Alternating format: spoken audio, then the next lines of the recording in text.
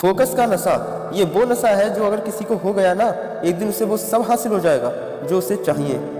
ठीक इस लड़के अरुण कुमार की तरह। दोस्तों, जब आप इस लड़के की कहानी सुनेंगे ना, तो आपके रोंगटे खड़े हो जाएंगे और आप ये भी सीख जाओगे कि फोकस कैसे किया जाता है। एक 14 साल का लड़का साइकिल की दुकान पर कभी चैन ठीक करता तो कभी पंचर ठीक करता। 2-2 रुपए कमाने के लिए घंटों भर उस साइकिल के गैराज पर काम करता। किसी एक को भी 1% की भी उम्मीद नहीं थी कि उस लड़के के जीवन में इतना कुछ बदलेगा। जब कोई उस गैराज में अपनी साइकिल सही कराने आता तो कई दफ़ा उस लड़के से बहुत बदतमीजी से पेश आया करता। उसको बच्चा समझकर कई लोग उसके पैसे भी काट लिया करते, जिस वजह से वो अपने मालिक की गालियां खाता, वो अलग से। लेकिन मजबूरी थी उसकी, वो 2 वक्त का उसका खाना, इसलिए उसे काम तो करना ही पड़ता। एक दिन की बात है, बहुत बड़ा अधिकारी उस साइड आया हुआ था। उस लड़के को कुछ पता नहीं था कि ये कौन है, क्यों आया है, किस काम से आया है। वो सिर्फ एक चीज़ पर बहुत अच्छे से गौर कर रहा था कि सब उसकी बहुत इज्जत कर रहे थे। कोई उसके सामने बोल नहीं रहा था, बल्कि सब उससे सर सर करके बात कर रहे थे। उसकी माइंड में एक बात आई कि एक ये साहब है जिनके आने से सब ऐसे व्यवहार कर रहे हैं जैसे कि ये कोई राजा है, और दूसरी ओर मैं हूँ जो शांति से अपना काम करता हूँ, फिर भी बहुत से लोग मुझे गालियाँ देते हैं, उल्टा सीधा बोलते हैं। खैर, उस रात वो लड़का सो नहीं पाया। मैं यही सोचता रहा कि मेरे साथ ऐसा क्यों हो रहा है, क्या मैं उस आदमी की तरह बन सकता हूँ। अगले दिन वह अपने गैराज पहुंचता है। वह अपने मालिक से पूछता है कि मालिक, कल जो साहब आए थे, लोग उनको इतनी इज्जत क्यों दे रहे थे, वो कौन थे। तभी उसका मालिक उससे कहता है कि तुझे क्या करना है। लेकिन उस लड़के के 2-3 बार पूछने पर उसके मालिक ने उसे बताया कि कल डीएम साहब आए थे स्कूल के उद्घाटन के लिए। तभी उस लड़के ने पूछा कि ये डीएम कैसे बनते हैं। उस गैराज का मालिक बोला, उसके लिए बहुत पर्दा पड़ता है, उसके लिए बाज की नजर और ऋषि मुनियों जैसा फोकस चाहिए। और ये बात उस लड़के के दिमाग में छप जाती है। वो लड़का शाम को घर जाता है और आधी रात तक यही सोचता है कि इस जिंदगी से उस जिंदगी तक का सफर वह कैसे तय करेगा। तभी वो सो जाता है और वो अगले दिन से ही पैसा बचाने लगता है। बचाकर अपने लिए किताब खरीदता है और किसी तरह अपनी पढ़ाई शुरू करता है। एक सरकारी स्कूल में एडमिशन लेकर वह पढ़ता है और रात को वह काम करता है। उसका लक्ष्य उसके दिमाग में छपा हुआ था, उसे डीएम बनना है, मतलब आईएएस बनना है, चाहे कुछ हो जाए। अब वह लड़का 21 साल का हो चुका था। पिछले 7 सालों में ऐसा एक भी दिन नहीं था इस दिन उसके दिमाग में आईएएस बनने का ख्याल ना आया हो। उसे बस जल्द से जल्द 21 साल का होना था, जिससे उसका ग्रेजुएशन कंप्लीट हो और एग्जाम में बैठने के लायक हो जाए। तभी 1 साल बचा था तैयारी करने को। उसने इतने पैसे जुटा लिए थे कि अगले 6 से 8 महीने अगर वो काम ना भी करे तो उसका खर्चा चल जाएगा। अब वह अपनी पूरी मेहनत दिन रात एक करके उन 6 से 8 महीनों को आईएएस बनने में लगाने का सोच लेता है। वह सिर्फ एक टाइम ही खाना खाता है और बाकायदा अपनी पढ़ाई करता है। 4 महीने बीत चुके होते हैं। तभी एक रात वह अपनी पढ़ाई करके थोड़ी देर सोने की तैयारी कर रहा होता है कि अचानक चक्कर आ जाता है और वह गिर जाता है। और भला उस गरीब को देखने वाला कौन होगा वहाँ पे। जब वह 3-4 घंटे बाद सुबह होश में आता है, तब वह अपने आप को संभालता है। थोड़ी देर बाद जब फ्रेश होकर खाना खाता है, तभी अचानक उसके पेट में दर्द होता है और उल्टी होने लगती है। थोड़ी देर बाद उल्टी बंद हो जाती है, लेकिन उसका पेट दर्द बंद नहीं होता है। लेकिन वह इस पेट को नजरअंदाज कर देता है, रोज की तरह अपनी पढ़ाई करने लगता है। पेट दर्द अभी भी कर ही रहा था तो वह बाहर जाकर कुछ दवाई ले आता है। दवाई खाने के बाद अब थोड़ा उसे आराम मिलता है और पढ़ाई करने लगता है। धीरे धीरे करके अब वक्त गुजरा। अब तो सिर्फ 1 महीना ही रह गया था एग्जाम को, जिसका इंतजार इस लड़के को पिछले 7 साल से था।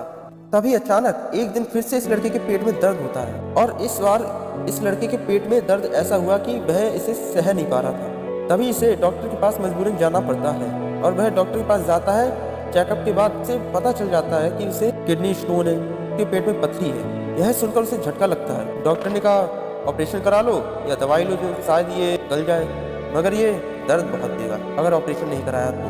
वह मन ही मन सोचने लगा कि अब ऑपरेशन का खर्चा कहाँ से लाऊं। कुछ पैसे बचे हैं, अगर वो इसमें लगा दिए तो अगले 1 महीने खाऊंगा क्या। तभी वह अपने घर लौट रहा होता है और मन ही मन यह प्रार्थना भी करता है कि कम से कम 1 महीने तक उसे कोई दिक्कत ना हो, ताकि वो अपनी पढ़ाई सही से कर सके। लेकिन भगवान ने उसके लिए तो कुछ अलग ही सोच रखा था। अब उसके साथ वही दिक्कत हो रही थी। रोज तो नहीं, लेकिन 1-2 दिन में उसे दर्द होता ही था। लेकिन ये दर्द उसे तब ज्यादा होता था जब वह कुछ खाता था। अब जाहिर सी बात है, वह खाना तो छोड़ नहीं सकता, लेकिन वो फिर भी पढ़ता रहा और पढ़ाई के साथ साथ दर्द को सहता रहा। 7 दिन में उसकी परीक्षा थी और आखिरकार उसने अपनी सारी पढ़ाई कर ही ली थी। अब वक्त आ ही गया था उसे अपनी जिंदगी की सबसे बड़ी परीक्षा देने का। आखिरी दिनों में तो उसे मकान मालिक ने भी घर से बाहर निकाल दिया था, क्योंकि उसे घर का किराया नहीं दिया जा रहा था। अब क्या करे बेचारा, सारे पैसे तो खर्च हो गए। और इस बीच वह अपने दोस्त के घर रहता है और अचानक एग्जाम से एक दिन पहले लाइट चली जाती है। अब कल उसे परीक्षा में बैठना है। अब वह आज बिना पढ़े सो गया। हो सकता है उसके इतनी साल की मेहनत पर यह अकेला दिन भारी पड़ जाए, इसलिए वो उस रात सड़क के बीचों बीच स्ट्रीट लाइट की रोशनी में पड़ता है। गाड़ियां एक के बाद एक गुजर रही थी, लेकिन उसका फोकस सिर्फ और सिर्फ उसकी किताब पर ही था। नींद आ गई तो वो फुटपाथ पर ही सो गया। अगले दिन वह अपने दोस्त के घर गया और फ्रेश होकर अपने एग्जामिनेशन सेंटर पहुंचा। वहां स्टूडेंट की भीड़ देखकर उसे थोड़ी घबराहट महसूस हुई, लेकिन फाइनली वह घड़ी आई गई जिसका उसे सालों से इंतजार था। वो एग्जाम में बैठा, प्रीलिम्स उसका निकल चुका था और वो मेंस के पहले पेपर में बैठा था। पहला पेपर उसका बहुत अच्छा गया। उसे आज क्वेश्चन पेपर देखकर डर नहीं लग रहा था दूसरे कैंडिडेट्स की तरह, बल्कि आज उसे तो बहुत अच्छा लग रहा था। आज बड़े आराम से वह अपना पहला पेपर खत्म कर लेता है और शाम को बड़े आराम से बैठकर वह यही सोच रहा होता है, जिस तरह उसका पहला पेपर गया उसी तरह उसका आगे का भी पेपर जाना चाहिए और उसे स्टोन की दिक्कत है, उससे उसे कुछ दिन के लिए राहत मिल जाए। एटलीस्ट एग्जाम तक उसके सभी पेपर बहुत अच्छे जाने लगते हैं। बस एक लास्ट पेपर रह गया और उस लास्ट पेपर तक उसकी सारी तैयारी हो चुकी होती है और वो खुद को इस साल IAS बनते देख रहा था। लेकिन तभी सुबह सुबह जब वह उठता है तब उसके पेट में हल्का दर्द होने लगता है। तभी वह अपनी दवाई खाता है, गुना पानी भी पीता है, लेकिन उसे इससे राहत नहीं मिलती।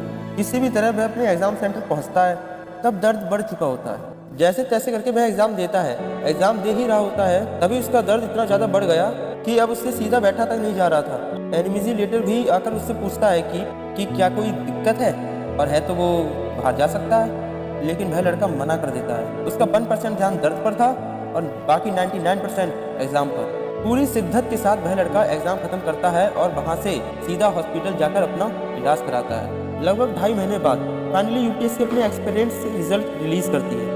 तो इस साल दूसरे एक्सपीरियंस की तरह एक बार भी रिजल्ट देखते हुए वक्त उसको किसी तरह की घबराहट नहीं होती है, क्योंकि उसे पता था संघर्ष और तकलीफ के पथ के ऊपर पैर रखकर वो परीक्षा देने गया। हाँ, आज उसका सपना भी सच हो गया और आज वह कोई मामूली इंसान नहीं, IAS officer mister Arun Kumar हो गया। उसे इंटरव्यू के लिए बुलाया जाता है। जब इंटरव्यूअर्स को उसकी कहानी का पता चलता है तो वो भी हैरान हो जाते हैं। बाकायदा किसी इंसान का फोकस इतना तगड़ा कैसे हो सकता है।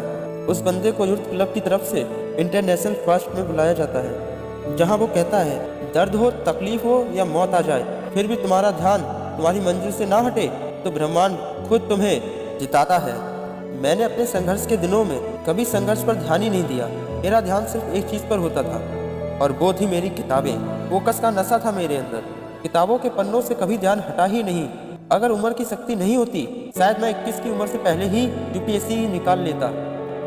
दोस्तों, इस पूरी कहानी में अगर देखो उस लड़के का फोकस जो इतना तगड़ा था कि उसकी पथरी का पेन भी उसका फोकस नहीं तोड़ पाया।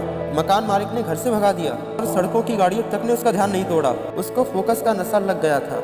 जब ये नशा किसी को लगता है ना तो ये चट्टानों को भी अपने सामने झुकाने की ताकत रखता है। दोस्तों, उसके पास तो कुछ नहीं था, न घर, न परिवार, न पैसे, न सुविधाएं, लेकिन फिर भी उसका ध्यान उसके लक्ष्य से हटा नहीं, टूटा नहीं। आपके पास तो बहुत कुछ है, ध्यान इतना तगड़ा होना चाहिए कि सामने भवंडर की लहर भी निकल जाए, लेकिन जिस चीज़ पर भी ध्यान होना उससे हटना नहीं चाहिए। अगर ऐसा फोकस का नशा आपको भी चढ़ा फिर किसी का बाप भी आपको कामयाब होने से नहीं रोक सकता।